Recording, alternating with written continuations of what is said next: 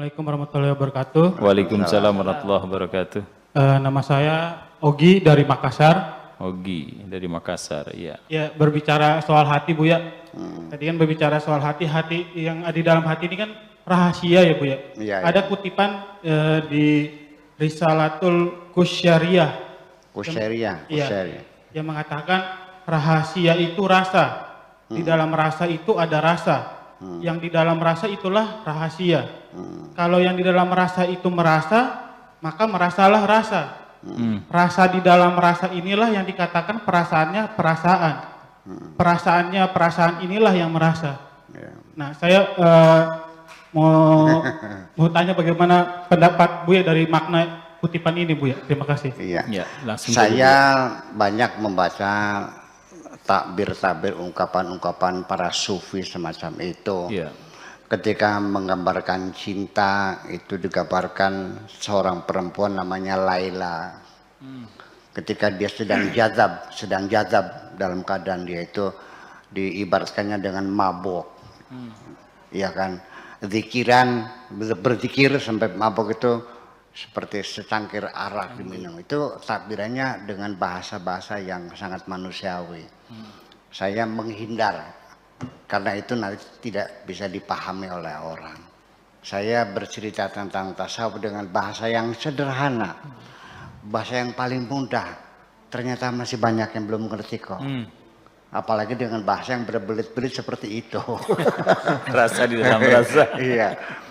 Jadi yang dimaksudkan dengan rahasia itu dalam bahasa Indonesianya belum bisa diterjemahkan. Iya. Di dalam hati kita ada palung. Artinya ruangan yang paling terdalam itu namanya sir. Iya. Namanya asrar. Kalau terjemahan vocabulary pakai Google, ya mananya rahasia. Tapi di dalam ilmu tasawuf, sir itu adalah palung hati yang paling dalam, yang tidak bisa dimengerti, tidak bisa diintai, tidak bisa diamati oleh makhluk siapapun. Sekalipun malaikat dan setan pun tidak tahu apa yang ada di dalam sir itu. Kecuali hanya Allah yang tahu. Hanya Allah dan dirimu sendiri. Nah, makanya di mana akidah, keyakinan, kepercayaan kita ini apakah masih di dinding hati, apa sudah masuk di hati, ataukah sudah ada di dalam palung hati itu. Nah, seorang waliullah itu adalah orang yang sudah punya tingkat rasa yang tinggi. Sehingga dalam berkomunikasi itu seringkali mereka sudah tidak menggunakan bahasa formal lagi, bahasa verbal lagi. Tidak usah kau ucapkan, sudah tahu. Karena bagaimanapun ketika sir itu diam, nggak ada yang tahu. Tapi ketika berbicara, ketika levelnya sama, bisa merasakan kok. Ya, kita dengan pengalaman saja, nggak usah pakai sir dah. Pakai pengalaman karena saya sering menemui tamu bermacam-macam.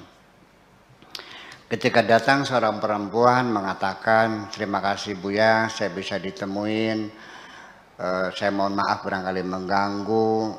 Saya datang ke sini minta barokah Pak Kiai dan minta doa. Saya bilang, saya sudah paham. Suami kamu berselingkuh kan? Nanti datang yang usah cerita, saya paham. Kamu utangnya banyak. Dari sorot mata saja, kalau matanya burem gitu, itu lagi sakiti hatinya itu.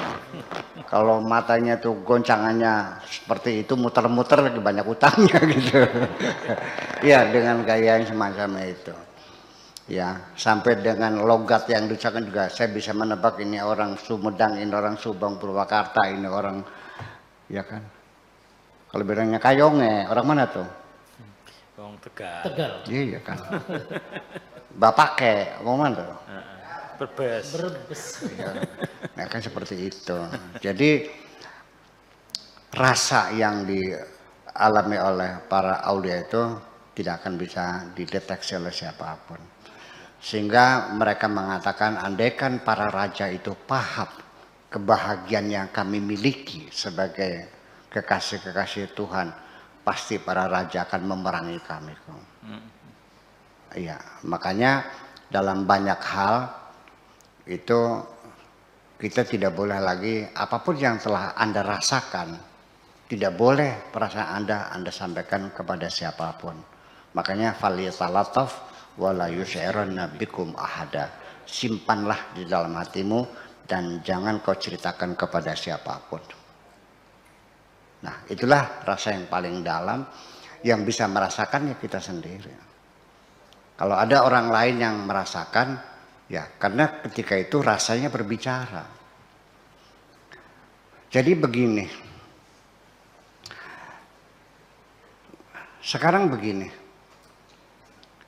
Anda sadar enggak ketika berada di satu komunitas, kehadiranmu tuh nggak ada artinya, tidak dibutuhkan, sadar enggak? Kalau enggak dablek namanya. Yang nyapa enggak ada, nanya enggak ada, ngapain? Ya, rasa tidak nyaman semacam itu. Jadi artinya bahwa ungkapan semacam itu adalah ungkapan-ungkapan yang kadang-kadang bahasanya juga sulit dipahami. Karena bahasa rasa yang paling dalam itu nggak bisa dipahami. Jadi percuma saja akhirnya orang nggak paham juga. Daripada saya berbicara nggak paham, ya lebih nggak usah bicara, sama aja bohong. Beda hanya dengan keilmuan. Nah beda. Kalau ilmu mah bisa dirumuskan, ada rumusnya. Apakah itu musik, apakah itu novel, apakah itu fisika, apakah kosmologi, bisa kita uraikan dengan angka-angka kan gitu. Nah kalau dalam bidang ilmu pengetahuan, ketika Anda menceritakan seseorang, menerangkan seseorang, kemudian juga orang itu tidak paham, coba introspeksi, jangan-jangan Anda sendiri belum paham. Ya, ketika Anda tidak mampu menjelaskan, berarti Anda belum paham dong. Kalau orang paham, pasti anak kecil juga paham. Dan yang namanya berkomunikasi bukan kerennya bahasa, bukan indahnya ungkapan, tetapi yang penting dapat dipahami oleh orang yang mendengarkan semacam itu. Sedangkan rasa tidak bisa dikomunikasikan, kecuali kita yang mendengarnya. Saya kira berputar sekitar itu, Risalah Al-Qusyariyah itu adalah berputar sekitar tentang rasa itu seperti apa, bagaimana mengkomunikasinya, tidak bisa. Kita tidak bisa. Belum ada bahasa manapun yang bisa melukiskan perasaan kita. Itu. Makanya sampai rasa cinta pun pada akhirnya, kenapa engkau mencintaiku? Kalau karena kamu kaya, bohong.